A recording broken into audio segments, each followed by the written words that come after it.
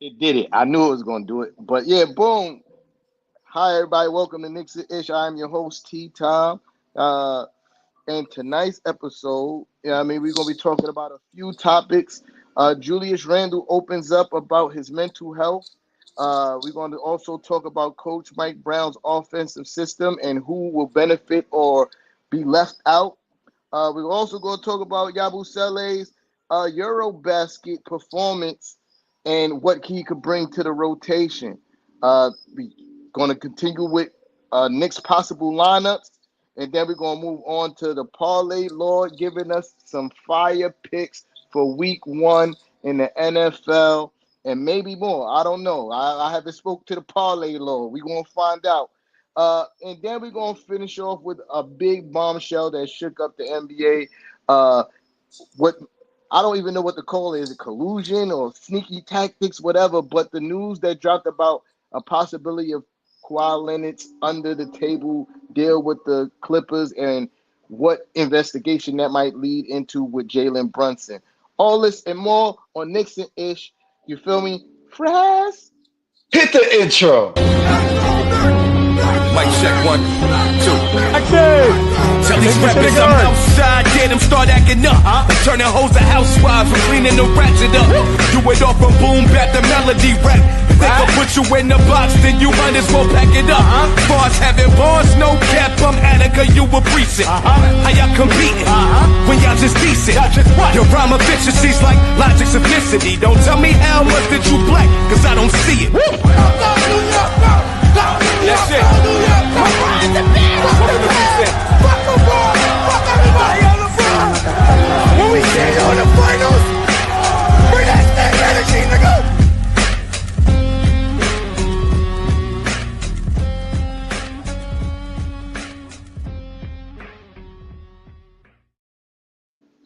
Boy, it feels good to be back. Yeah. Live and direct once again on your YouTube screen. It is your favorite Knicks N Ish panel. Y'all already know the vibe. I am the one and only Parlay Lord, aka Frass. We are back in the building. And of course, I got the rest of the Knicks N Ish panel with me. Of course, we got Knickerbocker Ab in the building. We always got to big up our beloved co-host, the one and only Kev Rodriguez is in the building somewhere over there. I know he's there. There he is. And of course, our beloved host, who I'm going to pass it off to shortly, the one and only T Tom is here in the building. We know he's a spark plug. I don't know if it's still giving them problems, but he is a spark plug. I'm a spark plug. Let's go. Indeed. Yeah, so boom, shout out to Frass. You already know. Press that like button. Sharing is always caring. You feel me? Always, hit that Knicks N Ish Shopify, cop some merch, all that good stuff. Shout out to my guy Mike Pringle in the comments. We see you, Brody. So boom, it's been a long time. I shouldn't have left you without a dope beat to step 2.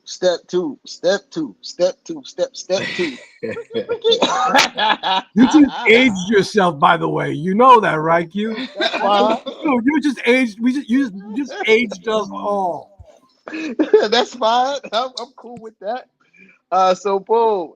Well, first of all, it's good to see the lovely panel. We back. We're gonna be more consistent moving forward. Season is approaching. You feel me? So we want to see a lot more Knicks N Ish in these upcoming weeks. All right, so boom, we're gonna start off with the show with Julius Randle. I forgot the doctor's name. I'm sorry. Do anybody remember the doctor name that he was sitting with? Julius Randle. Nah, don't really matter that much. No, it doesn't even matter. Yeah. Julius Dr. Randle. Amen, I believe. It was Dr. Amen, I believe. Yeah, Julius Randle sat down with Dr. Amen, a guy that he's been seeing over the last year, to improve on his mental health. And he said some pretty, eye-opening things in general regarding mental health. But something that stuck out was pretty much what he was saying about his marijuana use in his time in New York. Who changed the landscape of who did that?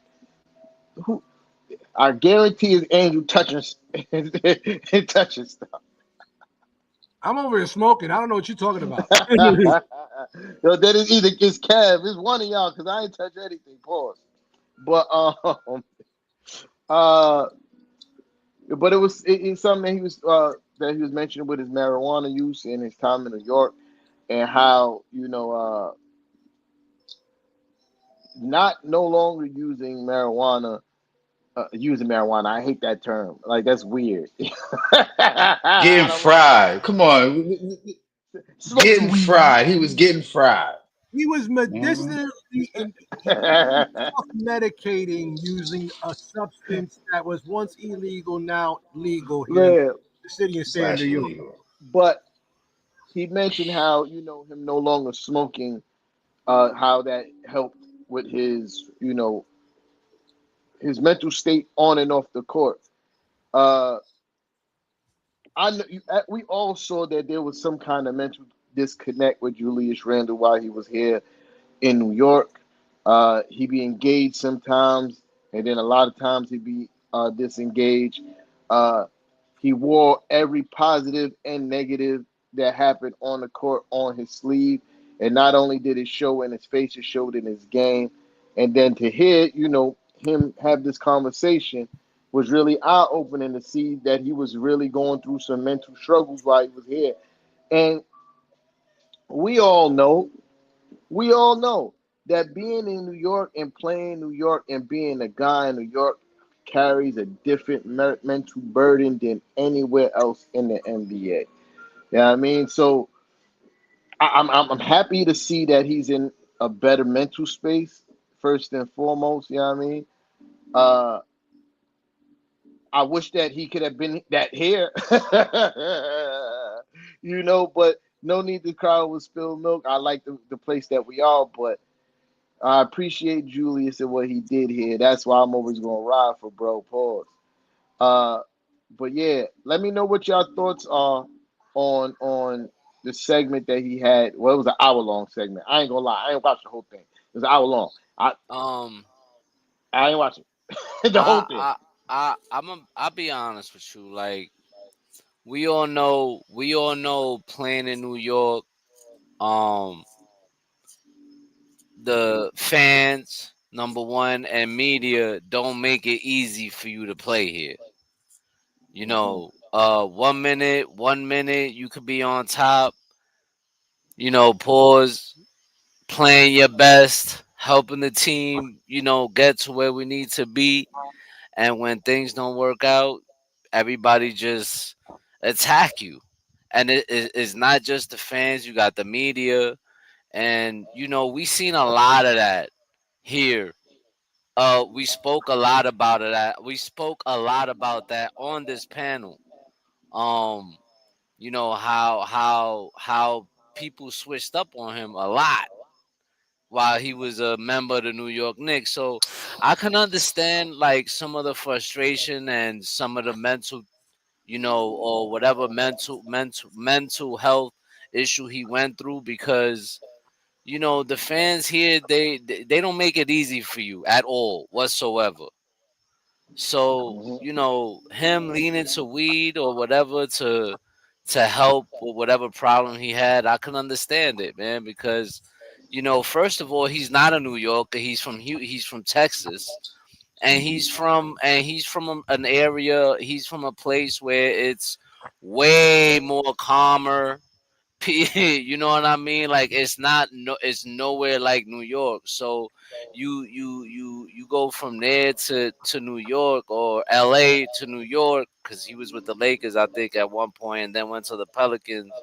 And then you come to New York to try to be a savior, right? And you got everybody looking at him like he's supposed to be the next savior, to help take us to the promised land, and they put all this pressure on the God, knowing that we didn't, at the time that we got him, he didn't have a proper team around him, and that Hmm. all was blamed on him.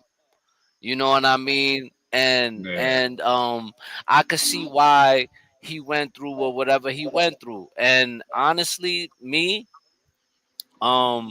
I always supported Julius Randle. To this day, I still support him. And shout out to him and his family. His mom is an actual follower of Knicks N Ish. She follows us That's on a fact. Instagram Shout out and to Mama Twitter. Randall. So shout out to Mama Randall and his Nothing but family. love, Mama Randall. I always support Julius Randle because I understood, man, that the dedication that and everything he did for the Knicks.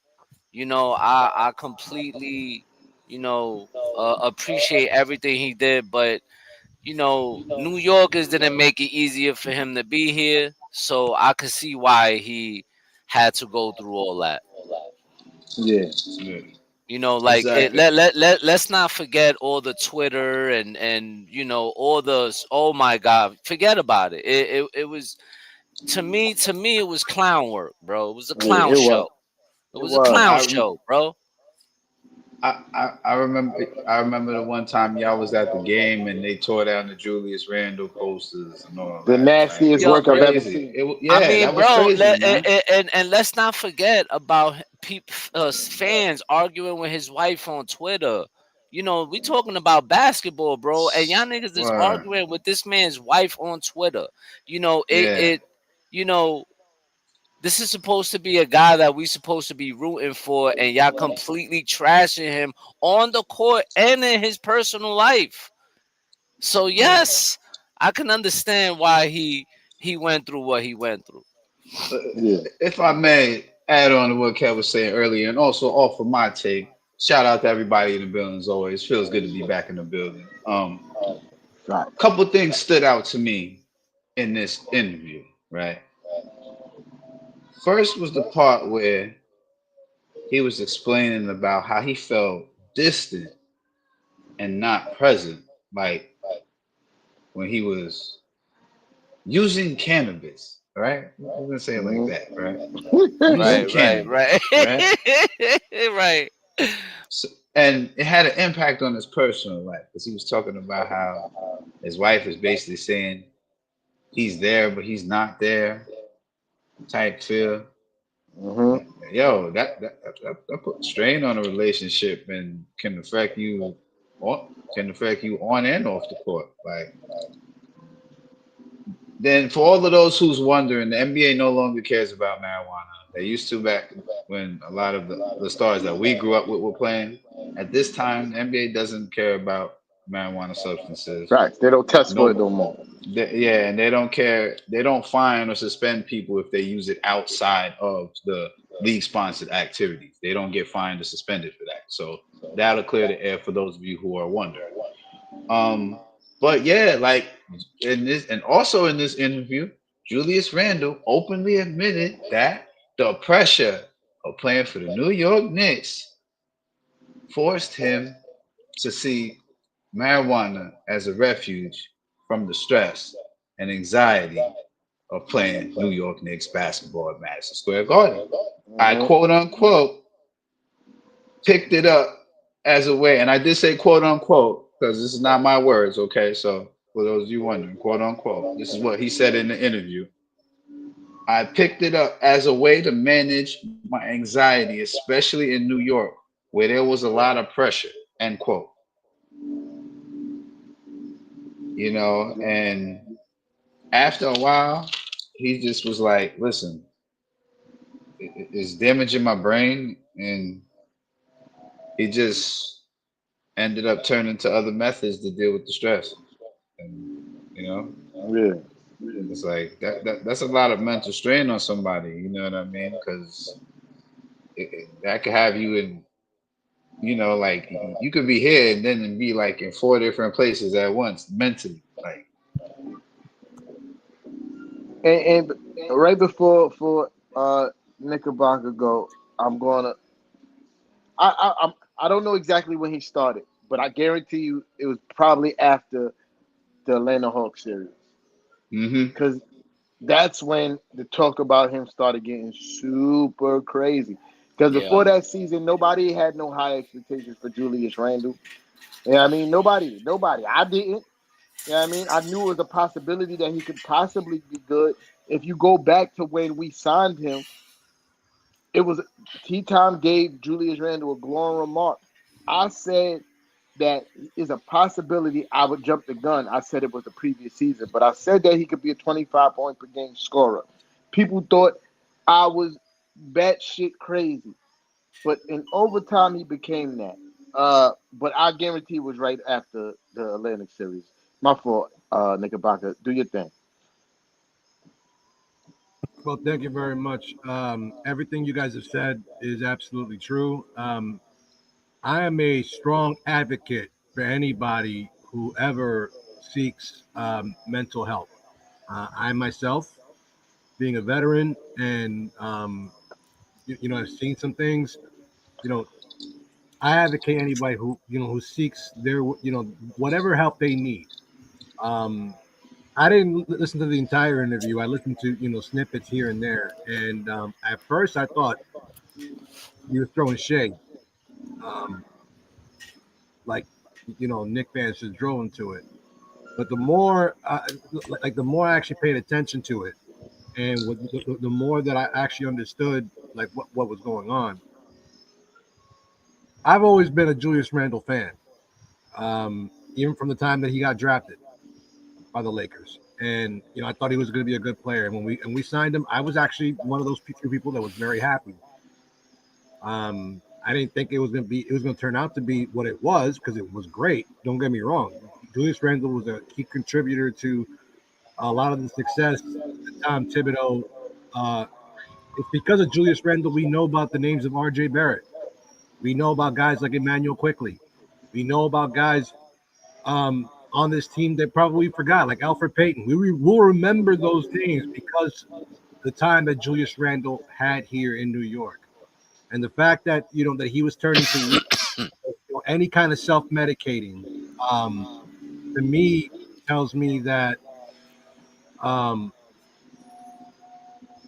the pressure here, it really did get to him. The fans got to him, and some of you probably are celebrating, and you should be ashamed of yourselves because, to be honest with you, that's still a human being. That's someone's father. That's someone's son. That's someone's husband. That's someone's brother or cousin or or friend, and he's a human being. And the fact that he was going through that, I mean, given we didn't know about it then, but we know about it now, and that should just let you know that a lot of people go through things at different points in their life, no matter what status of what on the ladder they are, whether they're just a bum, a hobo on the street, or a multi-million-dollar superstar athlete playing in the biggest city on the biggest stage in the most famous arena with the most highest expectations, unrealistic.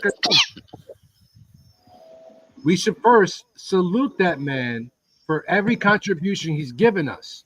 Mm-hmm. Number two, salute that man for for trying to keep it together by any means necessary, so that way he can get up in the morning, put on his clothes like everybody else, and get to work just like every single one of us do on a daily basis. And finally, if she is listening, Mama Randall, you raised a good boy, and I have to commend you for that. The fact that he did, he took on the challenge that he did to play for the New York Knicks, to play in this city in front of these fans with these crazy expectations, and he still held out with the utmost class, professionalism, and poise. That man needs to be saluted, and that's it. God bless Julius Randle. Yeah. Bless you, Mama Randall. So, you know,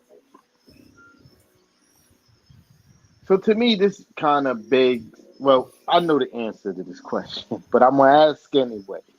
Kind of rhetorical, but I'm gonna ask anyway. Do you believe that the New York Knicks fan base is too hard on their star players? Absolutely. Absolutely. Definitely. Yeah. Oh, You, my you, you, bad. My bad. I was muted. no. We heard you when you said absolutely, but I was Oh, going to okay. ask if you care to elaborate a little bit. Well, it goes back to like Patrick Ewing, bro. To when he met when people was sending him death threats and all kind of shit. Like, you know, it just. I understand that y'all want to win. I understand that the fan base want to win, and because that's what we want to see. We want to see championships, right? But at the same time, like it's just a sport. You don't have to take it to death threats and all this other stuff. I understand the frustration. You get mad and whatever. I get it, but it should be just that basketball, nothing more, nothing less. You know what I mean? Like they want to win just as bad as we do. They not trying to lose. They, you know what I mean? They going out there. They working hard. Like show more appreciation to these guys instead of just destroying them when things don't go right. You know what I mean? Because that's a lot of reasons why God people don't want to come and play for the Knicks.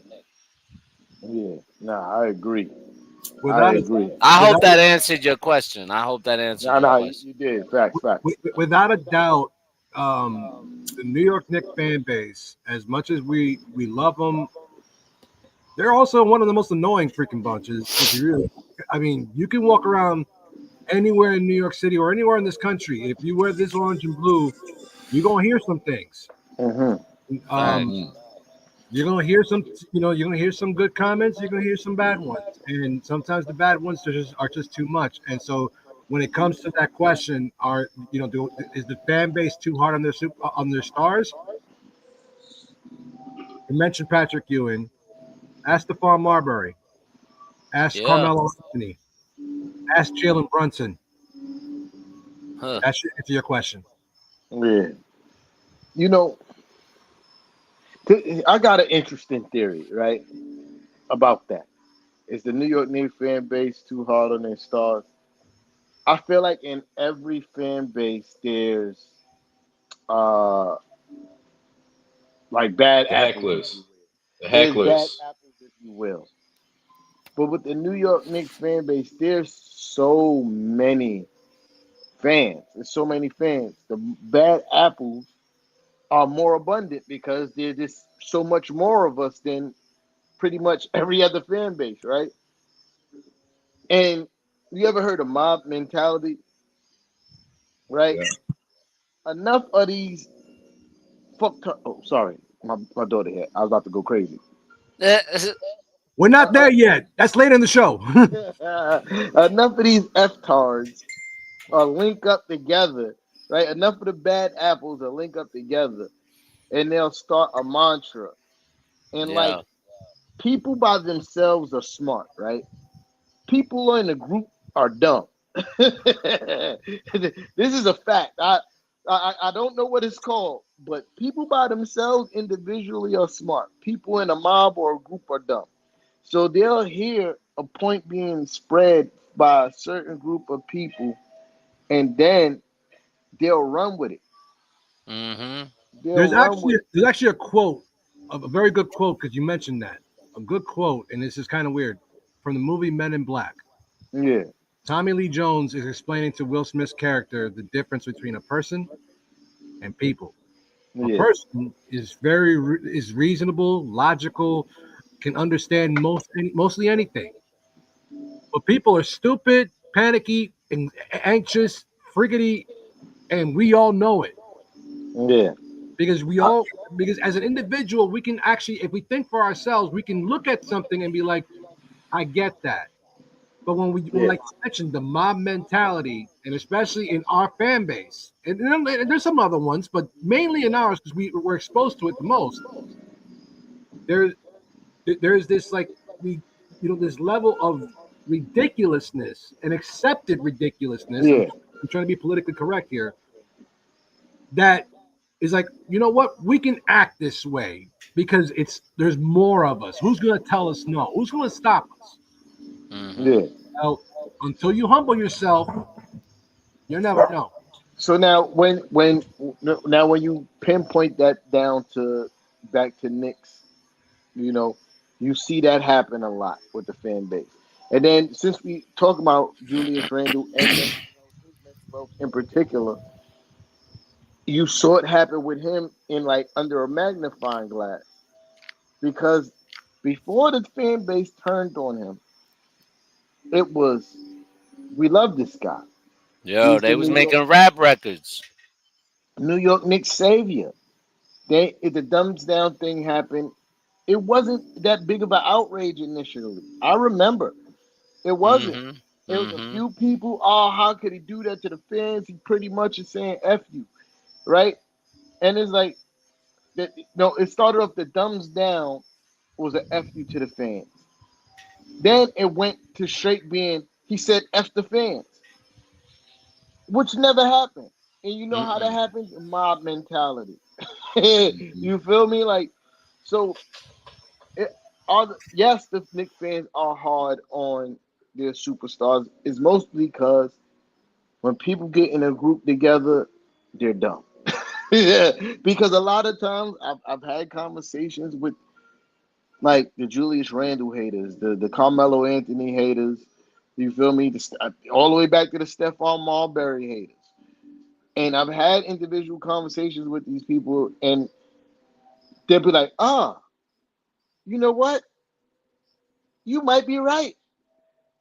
But if you get them in a group of people and you try to have that same argument with the same people in a group of people that's like minded with them, you will never break through because people in a group are dumb. Yeah, I mean, but yeah, Moral of the story, folks, is that think for yourself.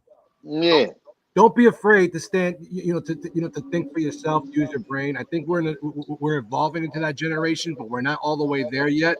And let's be better people. yeah. Hold on, I saw Sis Darlene in the chat. Shout out to Darlene in the chat. Shout out Ali, Darlene in the building. I mean, King Q, I see you too. You heard? My Mike guy, that's my guy right there. Mike Brown is in the building too. I see you. All right, so boom, moving on to the next topic, right? Uh, Knickerbocker Ave, the Jalen Brunson and Shea graphic, if you can, please. Uh, is Jalen Brunson a top 5 MVP candidate? Now, Hmm. hold on. I'm trying to get the words up there, but it's not. Oh, there you go. Boom. Yeah. I'm I'm Now, I, Kev, you can start it off. I mean, listen, man. If you ask me, I think there was a year where he got robbed. Hmm. So yes, I do think he's a MVP candidate. Um, he completely changed the dynamic of the New York Knicks. Um, what he brings to this team is everything we needed. You know what I mean? Leadership on and off the court. Uh, uh, how he holds accountable himself and everybody else. Um, and how clutch he is down the stretch, not only in the regular season, but we've seen it be done in the playoffs and when it matters most. So to me it's a disgrace that he hasn't been MVP already, because I think he should have gotten that one in 1 year, but that's not here nor there. um, but I'm hoping if all goes well, I'm hoping he could be MVP this year. Yeah, I agree, Kev.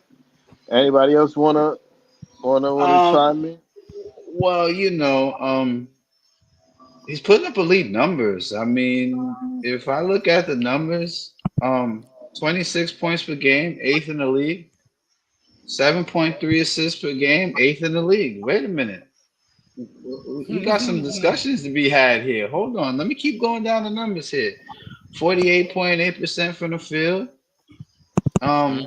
As Kev referenced for the clutch stats, 5.6 clutch points per game. Now, when I define a clutch stat, and so does the NBA, it is said baskets within 5 minutes or less remaining in the fourth quarter. Okay, just to clarify for everybody before I continue. Okay, so again, that was 5.6 clutch points per game, meaning he's giving you buckets in the last 5 minutes of games. 51% from the field in clutch field goal percentage, and 84% in clutch free throw percentage. I mean, this is what got him second team All NBA, and of course, clutch player of the year. I mean, isn't he also one of the first? Him and Cat is the first duo since Willis and Clyde in '71 to both make All NBA in the same year. Am I not correct? Mm-hmm. You are correct, my So boy. so wait a minute. Isn't Jalen Brunson not scoring on an elite level? His Mm-hmm. playmaking, and let's not forget the composure in these clutch situations to remain poised in the clutch. I mean, come on. What are we talking about? As Frass always says here at Knicks and Ish. What are we talking about here? All right? Right. Right. Exactly. Like, come on, people. Like, Nigga, you got you. Go oh, my ahead, fault, nigga my fault. Baka. Not my fault. No. I was just saying you got to make a case. I was just wrapping it up. That's all. Yeah, my fault. Yeah, You good? No nigga, Baka. harm. Just give me 1 second. I'm going to pull up the graphic. I had to quickly convert it into. I told you. I told you. I was like, I'm not sure. Maybe you have to convert it to PDF. I don't know. Yeah, you do. Unfortunately, you do. Well, shout out to nigga Baka for working on the fly. You heard? I'm still Uh, working on it. But uh, to answer the question, Jalen Brunson, there really isn't any excuse for him to not finish at least in the top 5 of the MVP candidacy right now. It's just like when we had our meeting earlier this week. I think I started with saying that we were about to enter perhaps the season that you, me, Frass, Kev, and Mrs. Knicks, and most of all our fans who have who have joined us, shout out to them. We're entering the season that we've probably been waiting our whole lives for. And with that being said, that's going to take Jalen Brunson to give us that MVP performance night in, night out for an entire season. And there isn't a point guard really better than him. Definitely not in the Eastern Conference. There isn't much else barring injury for him to not finish, at least in top 10 in scoring, continue his clutch performances that he won the award last year. There really isn't an excuse right now. So you can argue the fact that, and we're going to touch about this later, that it's a new coach, new system, it's a new situation. However, Jalen Brunson has been a professional winner pretty much his whole life.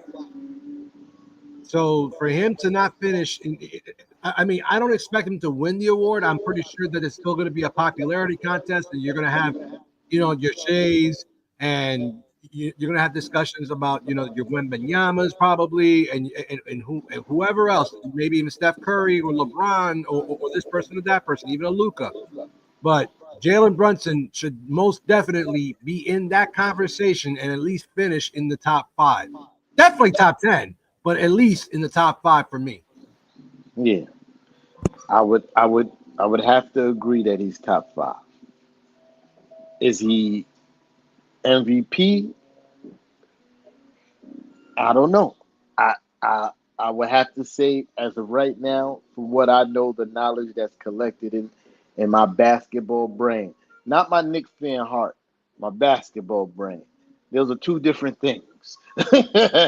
My Knicks fan heart says Jalen Brunson's MVP every year. My basketball brain says if Shea has another season like he had this past one, he's not going to get an MVP. Will he be a top 5 candidate? I believe so. Like Knickerbocker said that we're going to talk about schemes and all offenses later, but I do think it's going to be a slight dip in point production because the ball is going to be moved around a lot more. I do see an uptick in assists on Jalen Brunson. He had 7 point something this past season. I think we might see 8 or 9 assists a game from JB in this season because the way that, again, we're going to talk about this more in depth later, the way that Coach Brown likes to run his offense. It's we might get he might get an extra push if we number one in the East. If OKC falls out of the top two in the West, he might get a little extra push where he's in a space to become MVP because the Knicks is number one in their conference. But if OKC come out number one in the West again, Shea scores 32 points a game, it's hard for me to say that there we go. Shout out to Knickerbocker Ave for making it work on the fly. My God. You feel me? This is what I'm saying. It's, again, obviously I'm a Knicks fan. I love JB to death. You feel me? One of the greatest Knicks of all time. I'll say he's top 3 greatest Knicks of all time already, right? But when you talk about comparison to what he did this season to what the MVP did last season, this is noticeable a very big difference in points per game, and that carries a lot of weight too. Well, that's what 6 point per game difference, almost 7 point per game difference. You know what I mean, Jay, it's not that large of a margin in assists. It's a big margin in rebounds. Shea shot 51%, almost 50. He shot 52% from the field, dog. That's Michael Jordan numbers right there, man. Yeah, he shot 52% from the field.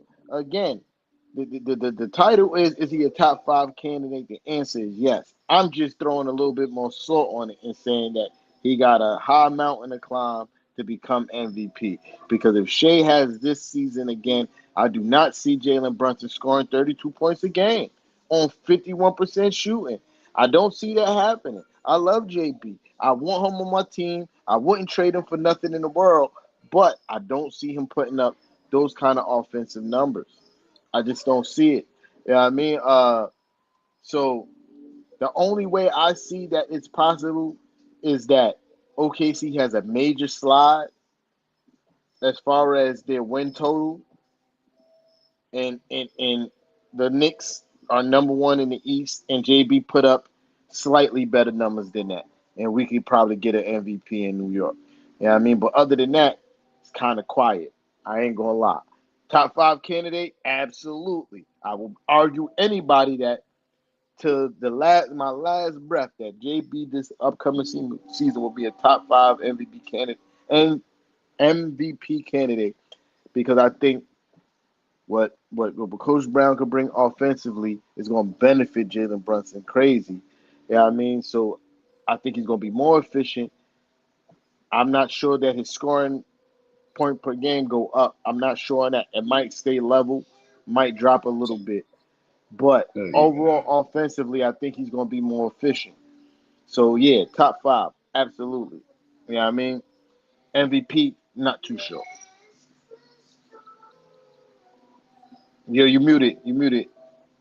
If you just compare him to some of the other stars, across the league, I mean, obviously Shea Gilgeous-Alexander is a beast.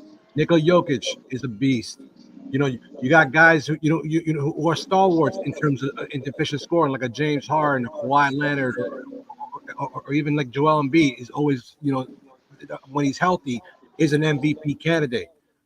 But when it comes to like killer instinct, when it comes to that, I mean, if this is not like the embodiment of that Mamba mentality that we've all talked about and we reference to in reverence, of course, to Kobe Bryant, he's kind of like that mold. I mean, I don't want to say that he's the second coming of Kobe because I always feel like Kobe was the second coming of Michael. And Michael is really like the upgraded version of Dr. J, and so on and so forth. But the reality is that he's kind of like the closest thing in this generation of what Kobe Bryant brought to the game in terms of his work ethic, his efficiency, his killer instinct, his attitude, his professionalism, everything is kind of molded into that Mamba mentality world. So there really isn't a reason as to why Jalen Brunson cannot finish in the top 5. MVP might be a stretch, but then again, it's not completely out of the realm of possibility. I just want him to be in that conversation, and I'll be happy. Yeah, I agree. I agree. Uh, so I was gonna have a follow-up question, but I feel like the follow-up question is literally the next topic. Right? So we should just go into the next topic, which is who will eat in Coach Brown's offensive system. Give me a second, because I'm trying to do some new things, and it's taking me a little time to figure it out. Right? Who will eat in Coach Brown's offensive system? I'm just going to give like a quick little brief overview. Then I'm gonna go into the panel. Um, from what I know from Coach Brown's system, it's heavy on ball movement. Uh, if you watch the Kings play while he was the head coach, it was a lot of ball movement. Yeah, they had their ISO plays and things of that nature, because you do got to feed your stars. But it was heavily predicated on a lot of people scoring buckets. They were winning a lot of games, and their two best players barely cracked 20 points a game. No, matter of fact, Sabonis didn't crack 20 points a game. He's like an 18-point per game scorer. You know what I mean? While Coach Brown was there, he was going stupid on the boards, but he was like 18-point per game scorer. Fox was like 20, at like 21, 22 a game. Uh, and the other guys kind of make up for the point difference that the stars are not producing. So obviously, it's about getting the other guys involved.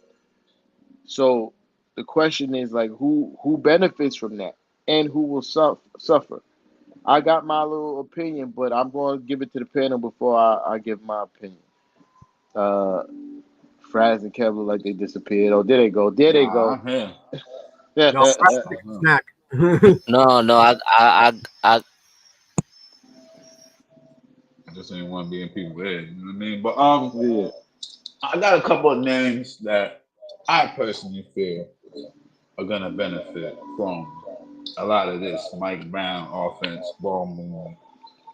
But it's also gonna be part of player movement too, because the way he runs a lot of curls for the guards, the wings, a lot of times, like because he likes to stretch the floor out. So, Mikal Bridges, listen here, all right, Mikal Bridges, my guy, you can thrive in this very easily because a lot of us Knicks fans, especially last year in the playoffs, we asked for a lot more off-ball movement from you, my guy.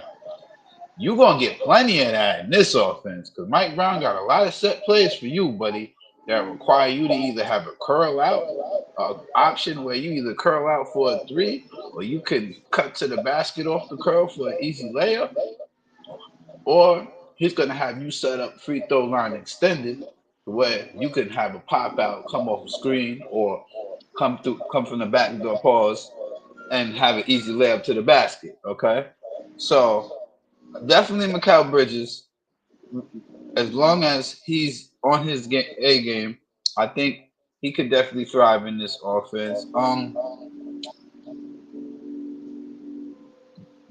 Josh Hart, even now, I know there's talks about Josh Hart being denoted to the bench as far as the starting lineup this season, which has not yet been confirmed, but it's been talked about a lot.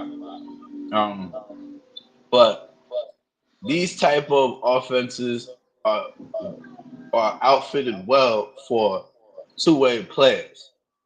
Josh Hart is one of those guys for us who could bring the ball up the court, push the tempo when you need tempo to keep the other team on their heels, and he is everywhere. He's all over the court. He's one of those utility guys, the Swiss Army knife, as we commonly refer to him as here in Knicks N Ish. Okay, um, he's definitely gonna thrive because he's going back to his role that he thrived in well of being usually the sixth man. But I do see him being one of the first guys off the bench. Of course, we can't confirm that yet, but I definitely see him thriving as well. But there's another person that I think is gonna thrive, but I'm gonna wait till a little later on to talk about him.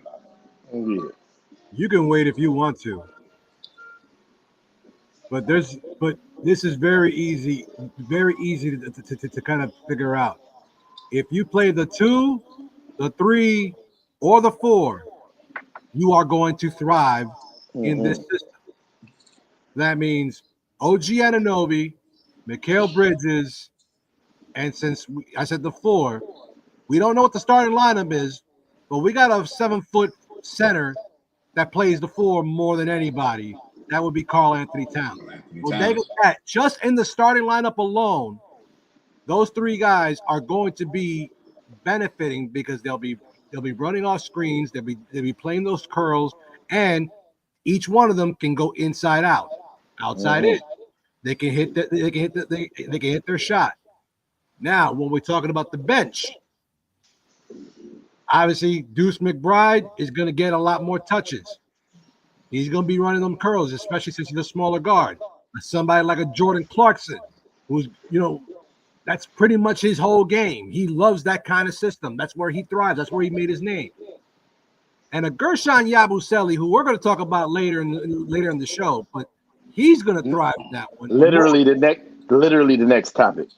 Gershon Yabusele, because of his skill set and what he can do offensively, he is going to be a defensive nightmare for the majority of those starting and backup 4s in this league, especially if you pair him up with either a Mitchell Robinson or a Carl. Hold on now.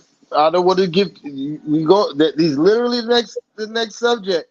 I don't want you to give up too much sauce on Yabusele before we get to the next. You was about to start. I saw you. Word. I had to slow you down. but also there's a couple of names that don't get mentioned a lot, and I think Tyler Kolek will definitely improve in this system because if the ball is not predominantly in his hands, he has to come up with something different, and he is a pretty decent shooter when he does take a shot. He's a high percent shooter, but also Pacome Dadier, because it's almost like he was built for this system. Mm-hmm. And he's gonna get the playing time now because since Knicks fans have been killing Tom Thibodeau for not playing the kids. Now he's gonna get his chance, and he's gonna play it under a system it's full motion, that still has a lot of Princeton principles. And don't be surprised if you start seeing some versions of the triangle, because that's what the Princeton more or less is. It's a modified Princeton run offense. So it's going to be interesting to see if they respond to that. Yeah. Kev, holla at me. To be honest with you, I don't really think nobody's really gonna suffer when it comes to his offense, because as you guys said, everything is based on ball movement. You know what I'm saying? So I think actually we're gonna see this team maybe not be like almost dead to last in assists this year. We might be in the middle of the pack.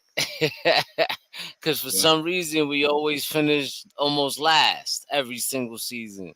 So I actually think Mitch might be able to eat in this offense, getting more involved with the lobs and stuff like that. But offensively, I think the Knicks might just be better than last year. Because even last year, I think we was like second in offense or something like that in points. Yeah, we was So up there in points per game. I don't know if he was second, yeah, but we yeah, was up points per game, points per game, right? So I think we're gonna thrive. there.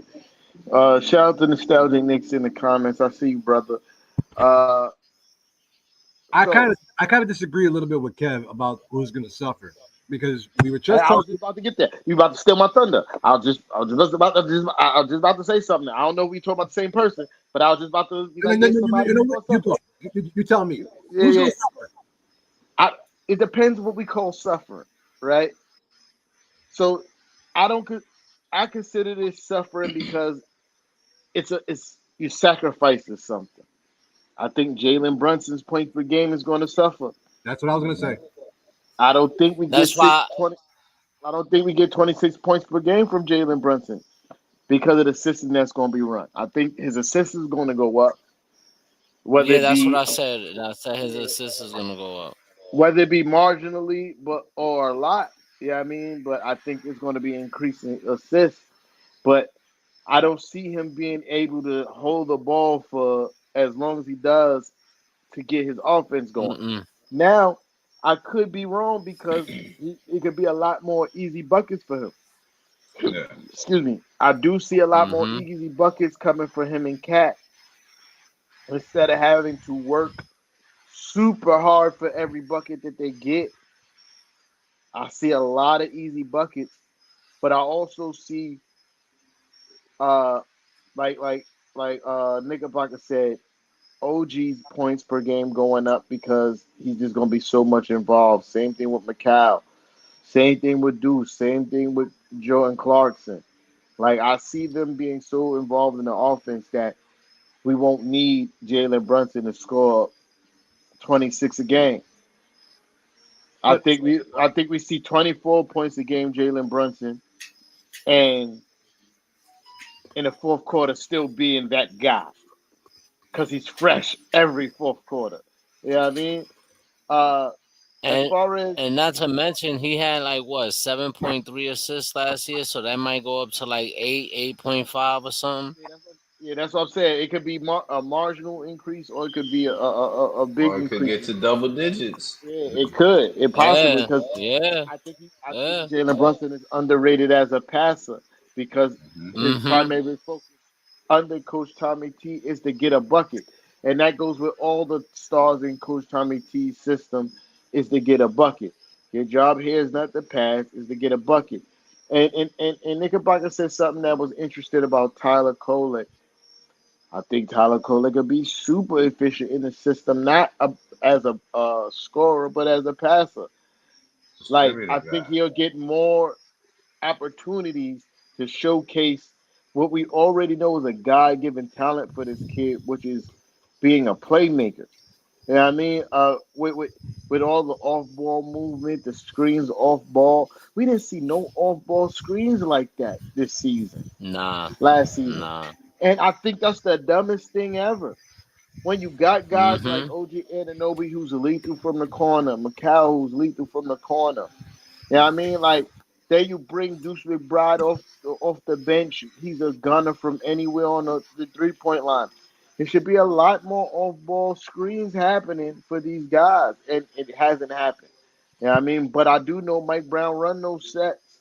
Yeah, I mean he definitely run those sets. So suffering him and something that I disagree with Knickerbocker said. He said that Jordan Clarkson uh excels in that kind of. Jordan Clarkson is low key a ball hog too. Low key, Yeah, low key. he a little streaky. He likes to get his dribble on, and he likes to shoot the rock. Yeah, I mean, and that's no knock. I'm happy you on the squad. Yeah, I mean, but I'm just saying if we talk about who might suffer, he might have to take a step back as well for the team success, right? Because I don't see when he averaged like 16 points a game coming off the bench. Something like that, yeah. I don't see that happening. I don't see that happening, I mean, honestly. when it comes to Clarkson, I can see a possible J.R. Smith kind of situation with him, Mm, and it can also be a disaster at the Mm-mm. same time because I mean we all remember J.R. and we loved him when he was hot. When he wasn't, oh my God, did we want? We all want to go to hang ourselves because of the way things just weren't working. But while we're talking about offense, I can't, and I see you, nostalgia, Nick. I see what you're saying there. That JB needs to defend this year. That's actually a question to the group. But we suffered defensively because that is the one thing that Coach Tommy T was known for: defensive efficiency. Whether you want to knock him or not, well, we didn't defend that well, against Indiana, with this, that, or dirt. We were a top defensive team. Does our defense take a step back under Coach Mike Brown? My answer to that is this. He had Sabonis and De'Aaron Fox on the same team. One of them could cover themselves in the cold on a winter night. Neither one of them could. You know what I mean? But they weren't a horrible defensive team. You're talking about your point guard and your five. Can't cover nothing. Bottom 10 in points per The game. criticism that Brunson and Cat get right now. They can't cover a overtime shift, and they need it. They couldn't do it. Neither one of them. But they weren't a horrible defensive team. I think we have a better wing situation than the Kings ever had. Guys that could guard 1 through 5 on the wing. I think he could do a better job of hiding Cat and JB than he could with the Kings. And we're going to get into this later, and that also has to do with the starting five, what his starting five would be. I think we all know what the starting five would need to be if he's going to hide Cat and Jalen Brunson at the same time. We know what that needs to be, but we're going to get into that. You know what I mean? I don't think the defense suffers because last year we wasn't that great defensively.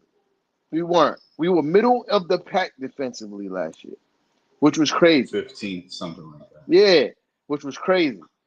I thought we was going to have an uptick at some point, but we didn't. Coach Tommy T was stuck in his switch everything system for all season. Post got QPG. Yeah, my baby here, and that's the word police. Y'all know the vibes.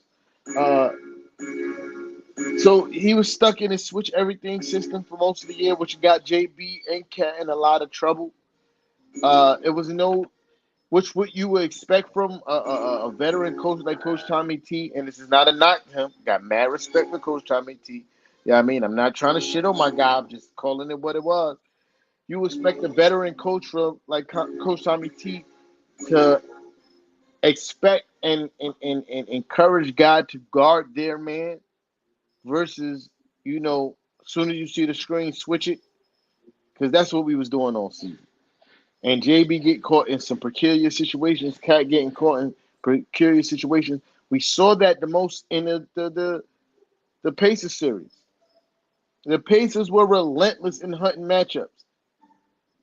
They was like, yo, I don't care what y'all do. We going to run screen. If that don't work, we're going to run another screen. We're going to run another screen. We're going to run another screen until we get Jalen Brunson on somebody that he shouldn't be on. Until we get Cat guarding somebody he shouldn't be guarding. I don't see Mike Brown doing the same thing. I didn't see too much of that when I was watching the Kings games. I could be wrong. I ain't watch a ton of them. I'm not going to lie. But the games I did watch, it doesn't look like they switched everything. They had the Ellis kid fighting over screens left and right. Kings gave up a lot of points per game. That's just a known fact last year. But they had their best defender was fighting over screens, which is my point. Mm-hmm. You know what I mean? Yeah. The Ellis kid wasn't switching everything. We got 3 of them. And see, that's what you got right at my point. You got right at my point. Right at my point. Yeah, I mean, but to land the plane, I think we don't suffer much defensively. We was already middle of the pack last season. I think we stay there or maybe even increase a little bit. I don't think it's going to be too much of a decrease defensively because we have more defensive talent than he had when he was on the Kings. If y'all don't mind, moving on to the next topic. Yep, You got I'm good anything? with that. Let's I'm good talk with that. about the guy. Let's talk about the guy. Yeah, The guy hold on. Yabusele. Yeah, absolutely. Yeah. Yeah, I let's was do that. I got caught up in my comments before I finished doing what I was doing, but I'm good now. Yeah. So in case you haven't heard, uh, that guy Yabusele, I can't even find the comment. If y'all could, yo, Nickelback, if you can see the comment, can you post it on the screen, please? I do not see the comment. Oh, I didn't, because I didn't post it. Duh. There you go. I found it. Yo, so if you haven't seen, Yabusele has been going absolutely ape in EuroBasket. And the question is, what does that mean for the New York Knicks in this upcoming season? Let me take this down for a second so y'all can see the graphic. Um, Me personally, uh, if you listen to the European players talk, I don't have an opinion either way on this. But if you listen to the European players talk, they said it's harder to score in the European leagues than it is to uh, score in the NBA. You heard Luca say that. I think I heard mm-hmm. Jokic say it. Yeah, I mean it's harder to score Mm-hmm. over there than it is in the NBA. I might think there's some Right. truth to that because the NBA they let you do whatever you want. Um, Well, the numbers tell the tale on that one too. If you really think about it, in EuroLeague, I think it's about like 68% possessions, something like that, and in the NBA, it's like it's per 100. So that's yeah, the crazy. pace is way slower. That's Yeah. actually the numbers. If you really want to talk about it, but go ahead, my fault. And So you gotta get care. My fault. and they play more physical in the Euro League than Yeah. out here. So boom. Mhm. Before we get into philosophies and what we think is going to happen in the NBA season, let's just run off his numbers in EuroBasket. Yabusele in EuroBasket 2025. The only 5 games is averaging 14 points a game, 4.4 rebounds.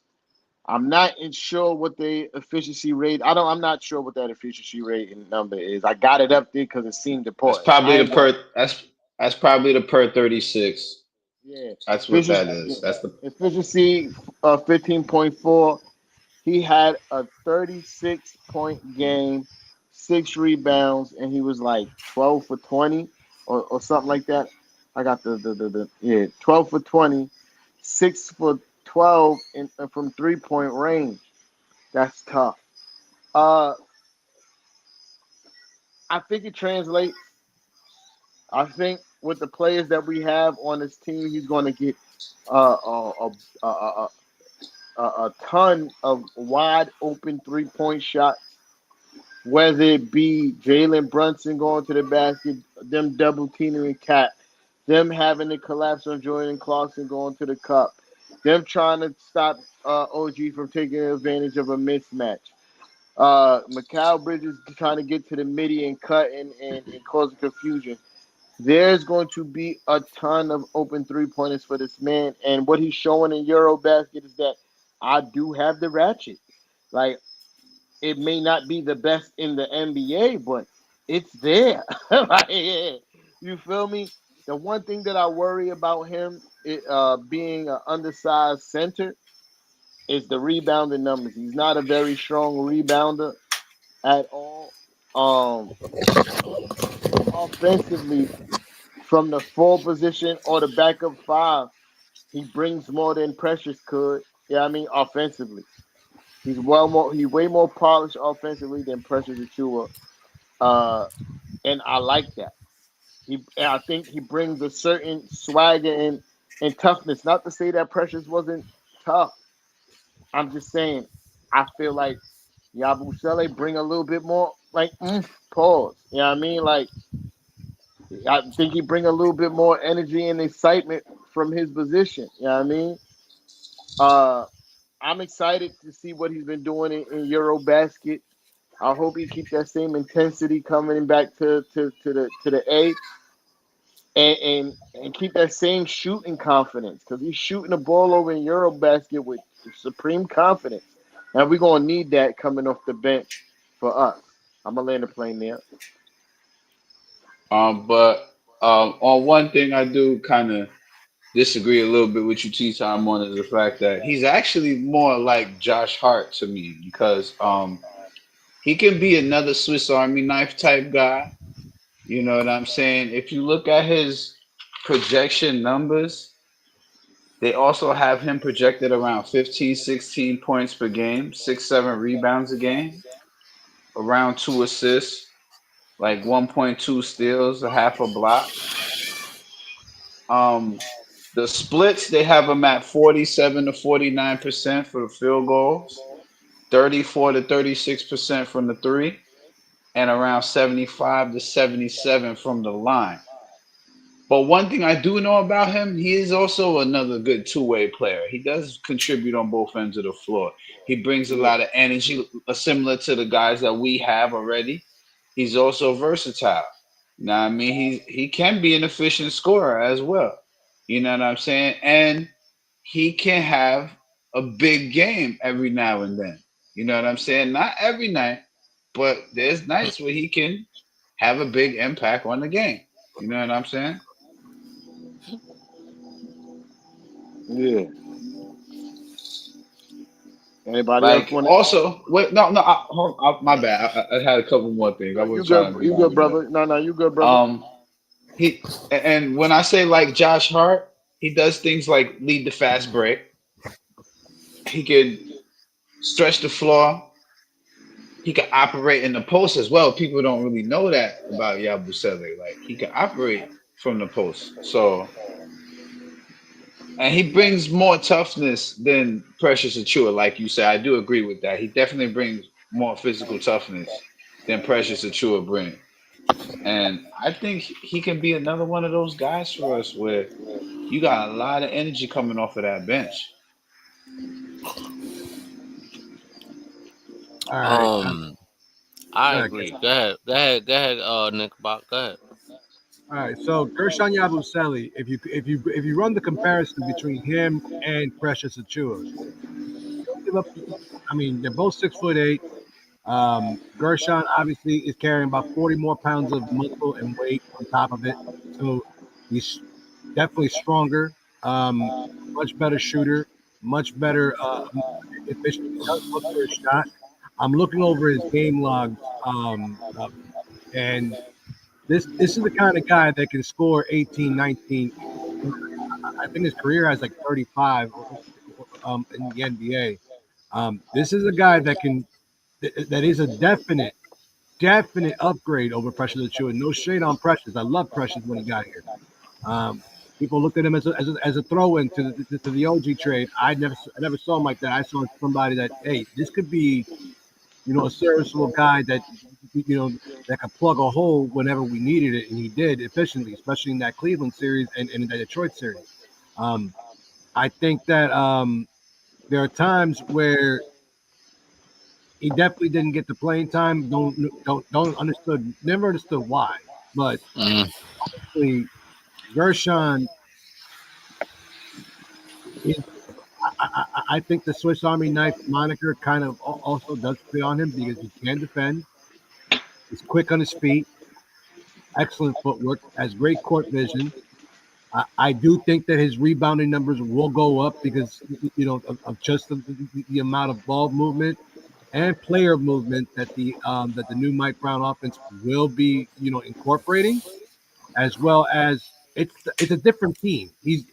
He hasn't been part of a winning team. I mean, he thought he was going to be doing that in Philadelphia. That didn't happen because George and Embiid and Maxey and that whole mess over there. He didn't really have that much playing time in Miami, but when he did, he showed out. So I think that him being in this environment under this condition, in given he's probably the only four off the bench that we have. I think so. He's gonna get the minutes. He's gonna be spelling, guys like Karl Anthony Towns and Mitchell Robinson. He'll be playing center sometimes, especially when Brown wants to run small and wants to be quick. But I think that Gershon Yabusele, um, it can't, it cannot be stated any more than saying that this was a solid pickup by the Knicks. You're seeing in EuroBasket what he's been able to do. And the reason why they say that EuroBasket is sometimes a little harder to score than the NBA, that is because there's a lot of stagnant players. There's a lot of guys just standing around and they're very clumsy. So footwork is something that is always stressed, when it comes to European players. And in EuroBasket, that's all you have. You know what I'm saying? So when guys play an NBA style of game and try to score or a street ball kind of game, it becomes a little bit difficult with the amount of traffic that you have, especially in the paint. Yeah, where you at? I mean, y'all pretty much said everything, really. To be honest, I just like the fact that he be talking shit to people. Yeah, like I mean, cause pretty much that's I seen a lot of that. I even seen it. If I'm not mistaken, in that USA game, and he was going back and forth for Steph Curry and shit like that. So I respect that. I like the attitude. I think we lack that on the Knicks. I think that he might bring a different kind of toughness to our team. So I'm excited to have him on the team, man. I watched him play against us when he was in Philly, and if I'm not mistaken, he had an all right game. I don't know what happened. Y'all can hear me? Yo? Yep, yep, Oh, okay, yep. all right, my bad. I don't know what You happened. good? My shit just blacked out. Oh, you um, good? Go ahead. We can still hear you. Go so ahead. yeah, man. Like I was, when I seen the 3-point shooting in that game, I was like, I'm like, yeah, man. If he can bring that to this team, that'll just give us more of a weapon coming off the bench that we didn't have last year. You know what I'm saying? So let's see what happens. Yeah, I agree that we didn't have that kind of weapon coming off the bench last year. In the spot minutes that Precious played, you could tell that that's what they wanted. They wanted the floor to be able to spread the floor a little bit. They was hoping that Precious could give them that because there's a lot of time that Precious was in the corner, wide open, and we knew that he wasn't going to shoot that shot. Like, we knew that he wasn't going to shoot that shot because he wasn't comfortable shooting that shot. Yabu, Hmm. yes, baby. I got brushed that tongue better. I'm sorry. Yeah, Yabu. He's very comfortable behind the 3-point line. You know what I mean? And not only is he comfortable behind the 3-point line, he's comfortable hitting you with the head fake, getting to the cup. You know what I mean? I've seen him do that to us. I've seen it in real life. You know what I mean? And again, watching him in Euro showing that he's ready to come into the season. I think guys like him and Jordan Clarkson knows that is an opportunity to get that ring this season, especially with the East being wide open. And I think you can see that in Yabu's EuroBasket play. It's like, yeah, I'm getting ready to come in this season and I'm wilding everybody up. And coming Yeah. off the bench, coming off the bench. Some I don't know who asked. I'm not. They said they're not sure if we have another four coming off the bench. We don't. Yabu is it. Yo, and just imagine a lineup of let's say Deuce McBride with Jordan Clarkson, Josh Hart, Yabusele, and Mitchell Robinson as a second Oh, unit. Kept per- segueing perfect unknowingly. segue. Kept segueing unknowingly. You know what I mean? That was a great. Kev, that's a great. It's a great segue. You would have thought you worked in television all this time, bro. Do you work for the MSG Network? Uh, So You boom. know. So compound on that thought, Kev. Yeah, I mean, because now we about to go into what are the potential lineups for the Knicks going into the 2025-2026 season. Well, just like I mean, just the defense, defense, rebounding, shot blockers, physicality, um, you got Deuce with his defense. Like you could put him on nearly anybody except McConnell from the Pacers. That I Yeah, feel like fact. he's the only guy that gives Deuce McBride a run for his money. Other than that, I put Deuce on anybody. And then Jordan Clarkson. I know he defensively really not that guy, but he hustle, run knows how to run the floor, can shoot, you know can shoot and do things like that. But then you got Josh Hart and Yabusele, like y'all know how I feel about Josh. I feel like he's Magneto. He just puts his hands up and the ball somehow, some way just goes to him. It's like, yo, Yeah. it's crazy. And him and Mitch, like, I remember one conversation Josh was saying, like, yo, all right, so listen, on one end I got this, and on the other end I got that, and they got this communication between each other that you don't see. You know what I'm saying? So I'm excited to see something like that this year. Yeah. Uh, so my question is, all right, Kev gave a instance of what the bench could look like. What are we feeling like the offensive lineup should look like? I guess I'll start it off. Uh, Josh is going to have to go back to the bench. Yeah, Josh is going to have to go back to the bench. And the reason why I say this is because I want Mitch at the 5 starting. I want Cat playing the 4. I want OG at the 3, McCall at the 2, JB at the good job. JB at the 1. You know what I mean? Wingstop 2.0. And I kind of like hinted at this earlier that uh you're gonna need to hide Cat, you're gonna need to hide JB, and your best bet to do that when they're both on the floor is to have Wingstop 2.0 and Mitch Rob on the court. Because if it's a fire 4, you could put Mitch on them.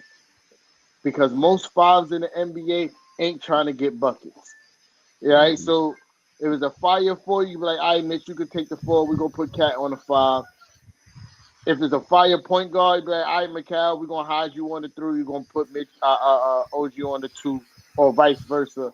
Like there's so many options where you could hide your weakest defenders on their best players.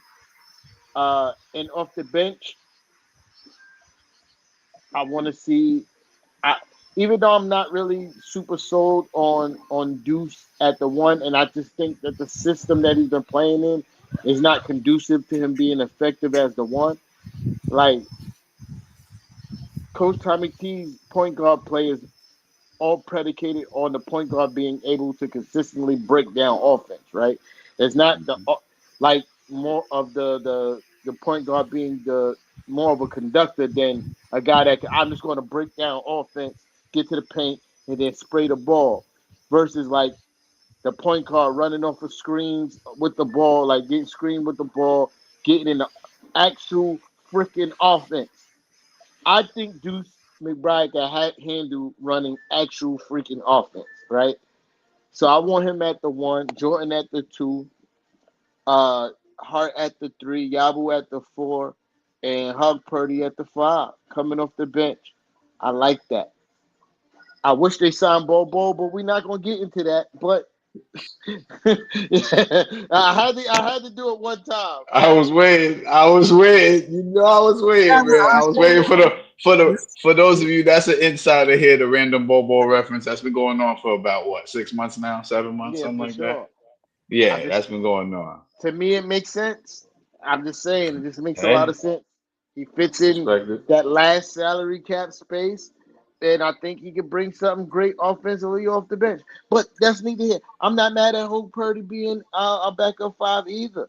I'm very happy with that. But yeah, Knickerbocker. Bobo definitely makes more sense than Ben Simmons to me. That's just I'm just Big facts. Big facts. just saying. Big facts. Before Big anybody else facts. kills me again, because I'm sick Big of hearing this dude's name, and now he's talking about retiring. Go, bye. Have a nice. Yeah, I hope he retired. I think that's best for him mentally, but that's not our problem. Yet Don't do that. Don't do that. Knickerbocker, don't do that. Don't do that. you know how you know how this fan base is, especially when you give them a voice on Twitter. It's just Yeah, you know how I feel about that place. That's they the sunken place. will you know that there's gonna be like at least 200 to 300,000 freaking Knicks fans, and we're gonna will that into fruition until he announces that he is gonna retire. But that's neither here nor there. Yeah. Again, yeah. So Hog Purdy at the 5. That I like that. I'm not mad at that. I'm comfortable with Hog Purdy coming with that lineup at the 5. I think Deuce not only is a good shooter in given the right offense, he could be a facilitator, right? I just think Coach Tommy T's system wasn't conducive to his skill set. You know what I mean? Like outside of him shooting, right? Coach Tommy T noticed that he had a weapon in him shooting, and he tried to overexert that. I feel like Deuce is a better player than that. You know what I mean? Like, I feel like running an actual offense, Deuce can be super effective. Also uses shooting ability and can set up his fellow teammates. Just got to give him an offense to run, right? Not they run. The Knicks formerly ran sets. They didn't run offense. Exactly. Coach Tommy T calls out a set. This is where I want y'all set up on the court. There is no play coming after that. It's no play coming after that. He might run a couple plays. He might do some screens when he feel he need a 3. But other than that, most of the time he's running sets. I need y'all to be here. Space this way because it's going to be an ISO for this player. It's going to be an ISO for that player. It's going to be an ISO for this player. But it ain't no damn plays. You know what I mean? Again, not really trying to shit on Coach Tommy T. Much appreciated. Thank you. This is the most playoff runs I've seen in a very long time. So I ain't trying to shit on Coach Tommy T, but I'm just saying Deuce could be super effective under a new system. And I'm gonna end it by saying they just need to get Bobo.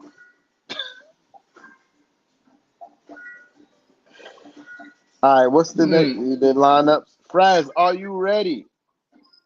Is the Parlay Lord ready? What kind of question is this, man? The Parlay Lord is ready. We are. Hold on, I'm waiting for him. I'm waiting for Tea Time to transition us into the Knicks and Ish segment of the show here, ladies and gentlemen. It's the Parlay Lord picks. You heard what the? Yes, indeed. Typed it up, but for whatever reason, it's not letting me post it. I don't understand why, homie. My bad, Frass. It's acting real weird right now. It's cool. Yeah, StreamYard is playing games. Yeah, my fault. But Parlay Lord, take it away. So, as y'all know, There you go. NFL Sunday is here. Thank you, Andrew. Appreciate you. No problem. As you know, NFL Sunday is here, and I am the Parlay Lord, so it's only right that the Parlay Lord bless y'all with a few of his picks that he likes this weekend for the week 1 slate in the NFL. First, I'm going to give y'all a couple of... Before you do that, this is not financial advice, and please gamble responsibly. Go ahead, Parlay Lord. And also, bet at your own risk, like the Parlay Lord always tells y'all. Y'all know that's my slogan. Bet at your own risk. I'm gonna give y'all a couple of money line picks I like this week. The first one is the Dolphins this week. I think they're playing Indianapolis. Minus 108 on DraftKings. My best is on DraftKings. So if you're wondering what platform I'm on, I'm giving y'all the odds from DraftKings as of 8 o'clock this evening. Okay, so the odds will fluctuate a little bit, but these as Definitely of subject. 8:07 this evening. All right. So before y'all tell me, oh, that may not be the odds in there now. This was as of 8:07.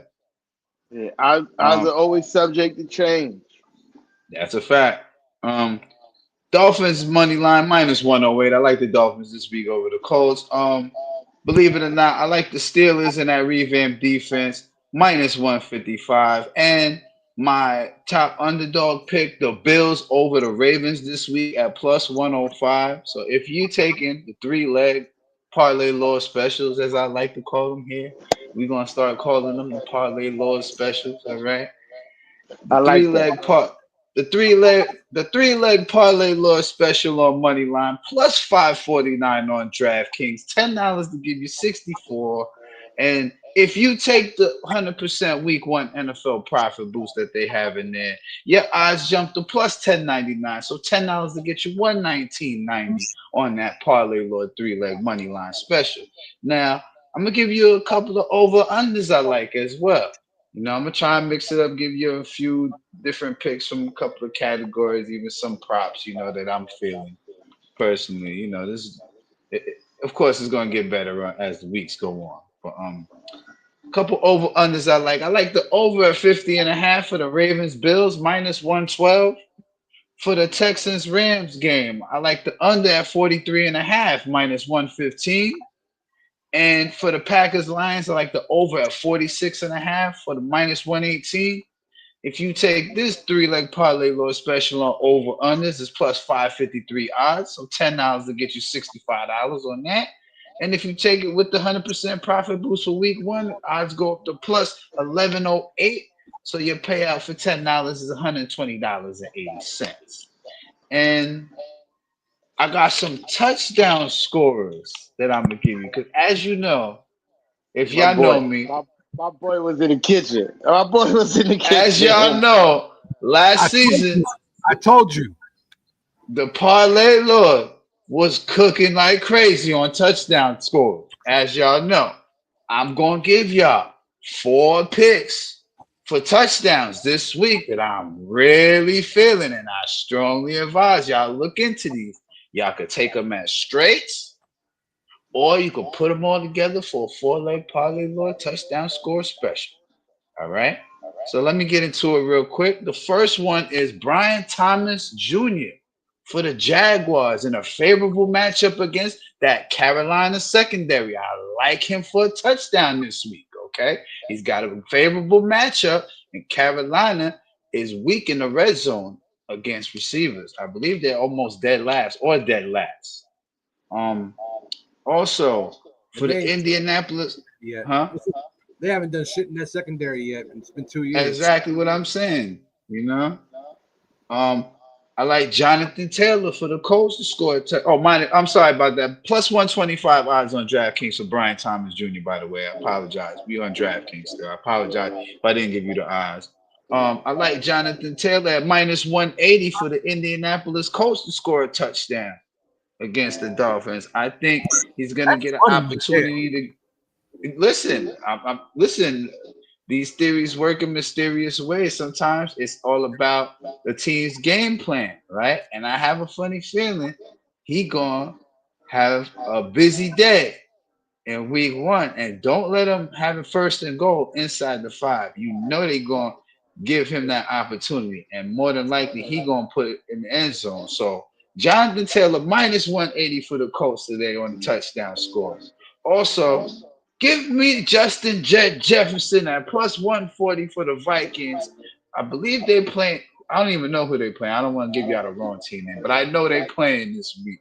And I definitely like Justin Jefferson at plus money to score a touchdown this week. And my last pick in the Bills-Ravens game, I like Keon Coleman to score a touchdown. And I believe he's a running back behind James Cook as well. And the Bills, they like to use two running backs a lot, even when they had Devin Singletary and what you call it. So plus 205 odds on Keon Coleman. So if you're taking all four of them in the Parlay Lord 4-leg touchdown score special, plus 2,462 odds, $10 get you $256.20. And those are the Parlay Lord picks for this evening. And shout out to the Parlay Lord, but please I don't know remember about this that. is not. Hold on. Let me just wrap this segment up. Shout out to Parlay Lord for his picks, but always remember this is not financial advice. Odds are subject to change, and you bet Gamble at your responsibly. gamble responsibly, and you bet at your own risk. In layman Facts. terms, you heard. So don't come to Knicks and Ish mad. Yeah, I mean the Parlay Lord, he's good at what he does, but nobody's perfect. You feel me? That's a So fact. yeah, And let yeah. me also add one other important line that you always got to remember in betting, everybody. Nothing, absolutely nothing is guaranteed. It's a fact. In the words of Pops from Friday, you win some, you lose some, but you live. You live to fight another day. Right. My fault. Nigga, Baka. Say what you about to say. My fault. I just wasn't sure about that last one. That last one sound kind of. I have to really look into that one, but that was the Parlay Lord. That's why he has that title and that moniker. I'm just gonna leave it at that. Just That's gamble responsibly and don't blame us if it's wrong. absolutely. It's not financial advice. It's just let you know, hey, we know something about sports. You might wanna. If you don't, it's fine. If you do, don't be mad. If it don't happen, it's sports. Knickerbocker Ave, the last topic, can you please? The Kawhi Brunson thing. You know what I mean? I just need you to my guy was already on the my guy. My Knickerbocker Ave, my guy. Excuse me. I'm sorry. So, into our final topic for tonight. A reporter by the name of Pablo Torre exposes that Kawhi Leonard's $28 million fake job with the Clippers. That's former. 1 second, T time. That's former ESPN commentator from Around the Horn and PTI, Pablo Torre. Now, in case you didn't know, exposes that there was a fake job with Kawhi getting money from the Clippers outside of his contract. And he also hinted that he's going to investigate Jalen Brunson's contract situation with the New York Knicks. Briefly, before I set it around the panel and I give my final thought on it, every time there's something, this is Knicks and Ish, right? Yes, it is. This is Knicks and Ish, right? Yeah. Heavy on the ish right now. Baby, I'm going to say a bad word. Okay? Because I'm about to say a bad word. All right? But I need you to like kind of earmuff it, right? Like earmuff it. You know what earmuffs are? I don't have a censor button. Oh, and put your hands over the earmuffs, yeah, so you can hear me. Yeah, every time something happens, the Knicks dick is always in your mouths. Thank you, baby. Huh? Yep. You didn't hear anything? He's got a point. All right, I thank you. mean, She didn't hear nothing. Yeah. So boom. Yeah, every time something important happens, y'all always gotta try to throw the Knicks in it. Y'all gotta relax. We gotta relax. You know, this is my thought on Jalen Brunson's part, and I'm gonna just let the panel do their thing. I'm not saying it's the poop on anybody in their upbringing because I came from that same upbringing. You got to also remember Jalen Brunson didn't come from poverty. His father was already well off. Even though he was a journeyman and bounced around the league a lot, they still made a nice salary, hundreds of thousands of dollars,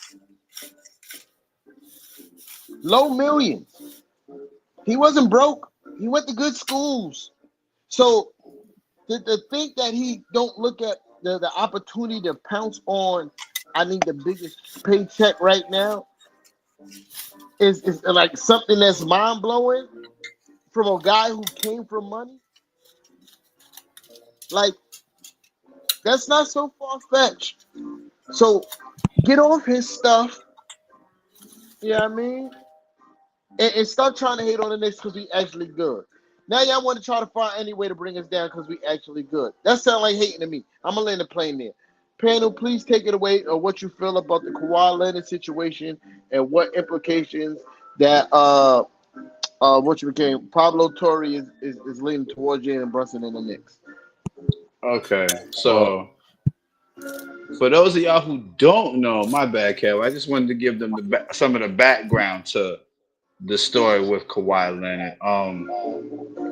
As forementioned by T Time, former ESPN commentator Pablo Torre has found information that Kawhi Leonard of the Los Angeles Clippers has received $28 million for a supposed secret quote unquote no show job that is with a company that is funded by Clippers owner Steve Ballmer. Now, it's believed that this is a move that was used to try and avoid going over the salary cap. Okay, for those of you who don't know what's going on, I'm just giving you up to speed. Um, so now this is what's led the NBA to investigate the situation with the LA Clippers. Now, again, as T Times mentioned, now since this was brought up, Pablo Torre also brought up the Knicks' Jalen Brunson in talk, saying he can find out evidence or suspects something going on with Brunson's team-friendly contract. Okay, um, as we do know, the facts are that the Knicks have been penalized for tampering with Brunson's initial free agency contract. That's where we lost the second round pick at. So then there is some valid form of suspicion. I don't totally agree with it, but again, these are just the facts I'm giving. All right. So we're being impartial to that. All right. But now, personally, if that's the case, you need to look all across the board and stop trying to single out the Knicks. Y'all basically trying to nitpick and single the New York Knicks out.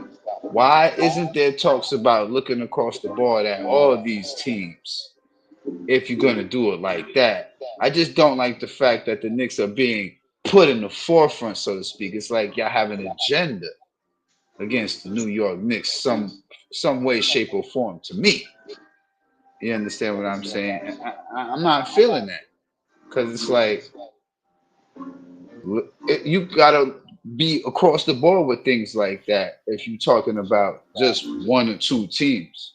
You know, I just don't agree with how the NBA is attacking them at all. I don't agree with that. But again, right? Again, is what I always go back to. Media always trying to start and create problems where most likely there isn't a problem. Because to be honest with you, I just don't see Leon Rose and World Wide West and even James Dolan trying to go under the table to make any illegal moves to try to hurt our future. You know what I'm saying? I think it's just this guy, who just got fired from ESPN, and he's trying to make a name for himself. You know what I mean? So that's honestly what I think it is, and nothing more, nothing less, bro.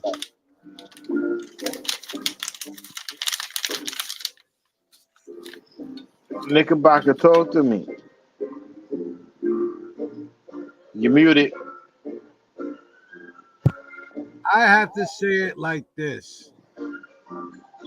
If a scandal is by itself of a superstar athlete getting paid under the table by a billionaire isn't enough, this is another example of what us older, much more experienced and mature Knicks fans know as hashtag Knicks for clicks. If a scandal wasn't enough to sell you on it, let's bring in probably the most popular team with the most rabid fan base and the largest population in their city, and let's poo-pooed on them as well. It's not enough that you want to look at Jalen Brunson, and yes, we all said the same exact thing. He left a lot of money on the table. But now you're going to try to see if maybe James Dolan gave him a job over at the Sphere in Las Vegas, working security or some shit for the 100 and something million that he's missing. That's what we're talking about, folks. And I'm just kind of like, I'm laughing at it and I'm sick of it. Because if it's not bad enough that we spent 2.5 decades of being the butt of the jokes of not just other fans, which we knew we were going to get into when we became Knicks fans. We knew that was going to happen. But we were also the butt of the jokes to reporters, to analysts, to talking heads, to so-called Knicks fans, but they're not really. So all I can say, Christ forgive me. Fuck you, you fucking fucks. Keep my team's name and my captain's name out your motherfucking mouth. Yeah, I will say this, right? I'm gonna start off with saying his name is Steve Ballmer. Ballmer. Yeah. Ballmer. Him and Bill Gates with Windows. In the word of the great 50 Cent, aka Gannon, in the Power series, whatever they say he did that shit. Whatever they say he did that. He was on ESPN, and I always felt like once a person feel the need to have to get in front of a camera to explain themselves, they're guilty. They're guilty. Because everybody with common sense will advise you to be like, yo, you're innocent, don't say anything. Don't you go in front of those cameras and just start talking. Guilty people get in front of cameras and just start talking. And that's exactly what Steve Ballmer did. He got in front of ESPN cameras and started babbling. I said, oh, man, look at this guilty mofo here. Look at him. Look at him. Shucking and jiving. Whenever a rich white man get on the camera and start shucking and jiving, he's guilty. He's guilty. But as far as Jalen Brunson go, I'm going to make it simple as this. You know the 100 and something million he left on the table? He already made that back almost in endorsements. Yeah. It's FYI, guys. And podcast revenue. Yeah, and FYI, guys. That was the incentive. Come to the bigger market. Stay in the bigger market. The money that you would get here, you get by leaving, we could give you from being in a bigger market. Take advantage of what every journalist and every fan has been telling star players for the last 20 years. Come to New York. You get more money off the court. There's so much off the court money here. Waiting for somebody with talent so we can shower that on. You know why a lot of players haven't experienced that before. Jalen Brunson and Carmelo Anthony and guys like because they suck. So like in the most polite way, because I don't want to have to go to my curse word bag again in front of my baby. Keep my team effing name out your mouths when it comes to buffoonery like this. Listen, it might be biased, but Leon Rose is a respectable businessman. You don't think an agent know how to get his players' money off the court legally? He ran one of the biggest sports agencies in the NBA. You don't think he know how to get that man some dollars in the biggest market in the NBA without having to make shell companies and do underhanded table deals? Like, you don't, nah, I don't think that's possible. Listen, shout out to the Torre guy for undercovering this because I did feel like Kawhi Leonard was blackmailing the Clippers to not play all these games and still get that big check and them not trading him. That felt like blackmail to me. You know what I mean? If y'all trade me, I'm telling. Yeah, if y'all trade me, I'm telling about this secret backdoor deal that I got for $28 million. I'm telling if y'all trade me. But I'm going to land the play there. I'm sorry. I was mad long-winded. Kev, holla at us. Kev, are you muted? Kev, you might be muted. Um, I always say, like, I've been saying it for a long time. Where do these people get the money to sign all them players? And I don't think it's just the Celtics. I mean, just the Clippers. I wouldn't be surprised if any other team is doing the same shit. Look at what Oklahoma just did. They just went all out and gave Shea, Jaden, what's his name? Jalen Williams Jalen and Chet Williams, and Holmgren. yo, 200 million plus each player. Like, yo, you never know, man. They just got James Harden a few years ago. Giving Kawhi all that money. From what I'm hearing, he might have to give all that money back, and then the Clippers might get hit hard.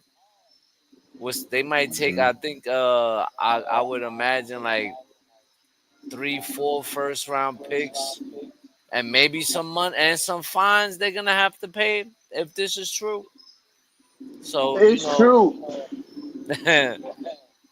Clippers. I don't know, man. I can't call it, bro. I really can't. Who else can weigh in on the topic? I'm sorry, Nah, y'all. we good. That was round robin. I think that with that being said, we should really just close this topic with this graphic.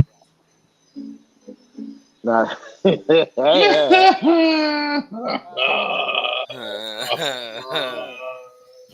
Yo, listen, man. Kawhi, get your money how you get your money, but the Word. Clippers going down. I need to be hefty fines and penalties. I don't know what it need to be, but it better not be a slap on the wrist. I know that because if it was the Yeah. Knicks, it'd have been the heaviest fines and penalties you ever seen given by the NBA. You Oh, know what I James Dolan mean? will get arrested. James Dolan will be arrested, and be Shut the carted Yo, out hell. what? Oh like man. they'll cart his ass out like he had Charles Oakley carted out. That's how bad it Uh, will be. Yeah, oh, that's a oh, I, fact. oh, wait. Can I have 1 second to shout out Uncle Paulie, aka the Pause Police, in the building? We see you out there, my guy. Shout out my guy. We see you So out there. They ain't forget about you, Word. Brody. Go Shout out ahead, my guy T-Time. Paulie. What up, Paulie? so check it. I'm about to wrap the show. Shout out to we've been here for almost 2 hours. Yep. Yes, Uh, indeed. A show that was supposed to be a yo. listen, When you have We had a lot to talk about. I'm big on giving flowers when flowers are due. This is Facts. because of Knickerbocker ad, bringing Yeah. structure, bringing Right. topics. We got a 2 hour show out of scraps for real. Yeah, I mean, because we Yeah. technically in the quiet off season. Shout out to my guy Knickerbocker Ave, already showing his mettle and his worth to to the Knicks and panel. Ish. Appreciate Facts. you. Facts. Yeah, I mean, Welcome uh, home, kid. yeah, facts. This is where you always belong. This is You your feel me? home now. Put your hat down, son. Yeah, There yeah. it is. But So, you know, so some quick announcements. And like I've been telling the panel, off off camera, we got to get out there in the community. We got to start, showing out. I'm gonna do it really quick. I'm gonna put the schedule on there. That's the official schedule.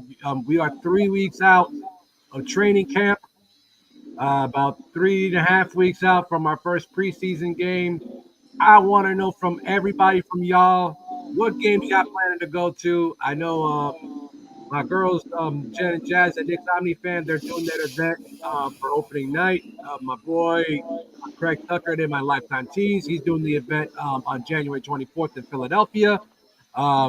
Where they're going to take over.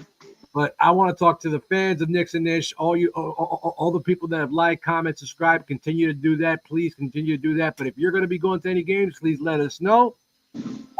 And we'll, we're gonna try to arrange something so that we can be out with y'all.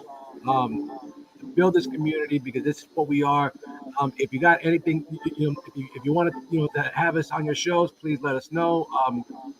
It's all welcome. It's all love. But yeah, I think I'm going to be doing that January 24th one in Philadelphia. I used to live there. I think that so Frass, I think you need to come down and we gotta go invade the Wells Fargo Center or whatever they're called. so I And don't know. My fault. Sorry to cut you off. I just want to get my 2 cents on because I'm traveling this year. Uh, to fans that are not in the New York area, I'm definitely doing one of the Texas games. I'm not sure if it's Dallas or it's Houston. It's looking more like Dallas. I'm going to be at the Charlotte game, and I think I got one more travel game in me. And it's the latest Charlotte game. It's the one in March, not the early one. The one in March I'm gonna be at. So those are two away games that T Time personally is going to be at. I'm going to do some home games too. Just let me know what games y'all gonna be at. We can coordinate. We can collectivize.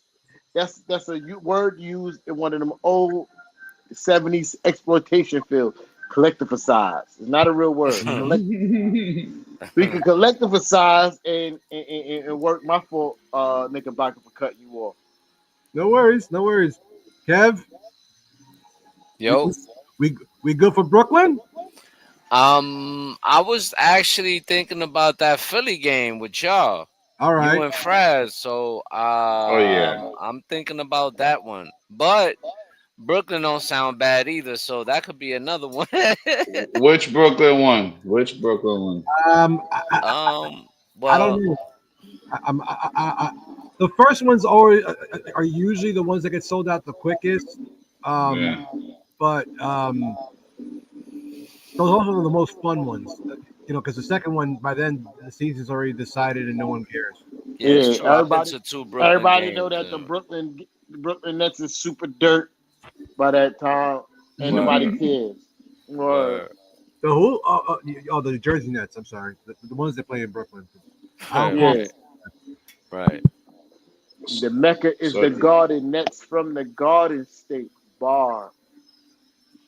listen, I'm definitely trying to make it happen for that Philly game, the January game. Definitely gotta It's be January. outside with the pin. January 24th, I believe it is. yes. I'm I I'm a I can't commit yet, but I'm gonna try. Well, we got time, but Yeah, and yeah. we're and don't worry, folks, because we will be back. Um, we're back in full effect. We'll be back. I'm guessing next week, same time, same YouTube channel. Be sure to like, follow, and subscribe. Check out the merch. There's gonna be some new stuff coming in due time. And shout out to Mrs. Knicks. We miss you, sis. Wherever you Facts. Love, sis. Love, sis. Word, love. I think Yeah. any final thoughts before we cash out here? Let's go Giants. No. Yeah, Frass, not one mention about my Giants. What's good? No. No, I'm saving that for the next time around, man. I ain't playing no game, man. I wanna be able to comment on a win. You know what I mean? Okay. Yeah, me too. So I'm gonna say this, and this is not just for the Giants, it's for all the teams in the NFL. Fuck all those guys. You know what I mean? Sorry, baby. But yeah, it's not just the Giants, it's for all the teams in the NFL. I don't like what they do. It's nasty work. The collusion across the league is disgusting. It's something that needs to be fixed and discussed. Because whenever they don't want something or somebody, they find a way to force somebody out the league, and I hate that. It happened with Cap. They don't like the way that the Sanders family's been running business. It's collusion, and it's blatant. It's not just the Giants. It's all the teams. So I got an issue with all the teams. You know what I mean? It's not just the Giants, but I'm not supporting the Giants no more. I'm supporting wherever my money goes.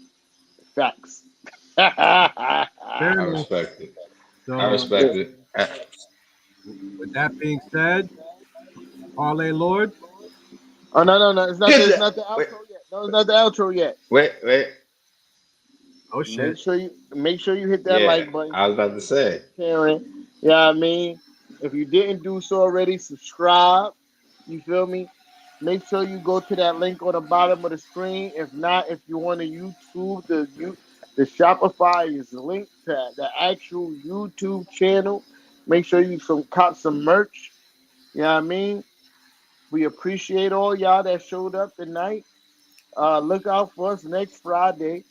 Can't give you the exact time yet, but that'll be coming. Now, Frass. Hit the outro, y'all. Mic check 1, 2. Tell these rappers I'm outside, get them start acting up. Turning hoes to housewives and cleaning the ratchet up. Do it all from boom bap to melody rap. If they gon' put you in the box, then you might as well pack it up. Bars having bars, no cap, I'm Attica, you a precinct. How y'all competing when y'all just decent? Your rhyme efficiency's like Logic's ethnicity. Don't tell me how much that you black, cause I don't see it.